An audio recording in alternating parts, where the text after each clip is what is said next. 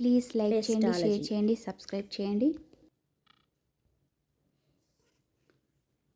పెస్టాలజీ Switzerland దేశస్థుడు. ఈయన 1805 నుండి 1825 వరకు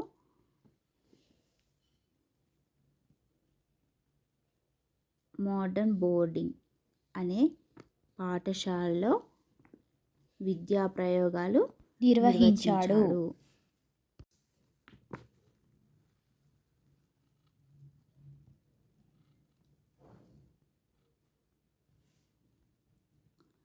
తెలిసిన విషయాల నుంచి తెలియని విషయాలకు విద్యాబోధన కొనసాగాలి.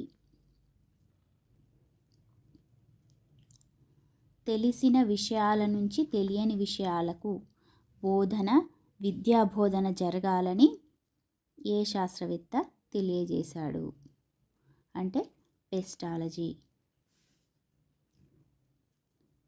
బోధన అభ్యాసన ప్రక్రియలో విద్యార్థి కేంద్ర బిందువు. బోధన అభ్యాసన ప్రక్రియలో విద్యార్థి కేంద్ర బిందువు. బోధన అభ్యసన ప్రక్రియలో కేంద్ర బిందువు ఎవరు అని క్వశ్చన్ అడిగితే ఉపాధ్యాయుడు, విద్యార్థి, లేదంటే బుక్స్, తరగతి గది అని క్వశ్చన్స్ అడిగినప్పుడు విద్యార్థి కేంద్ర బిందువు అని పెట్టాలి. సామూహికంగా కృత్యాలు నిర్వహించాలి.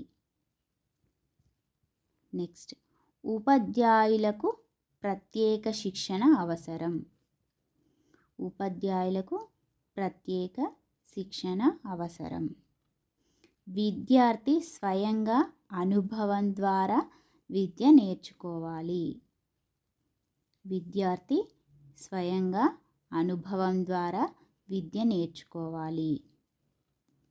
విద్యను మనోవిజ్ఞానపరంగా మార్చాలని చెప్పడం జరిగింది.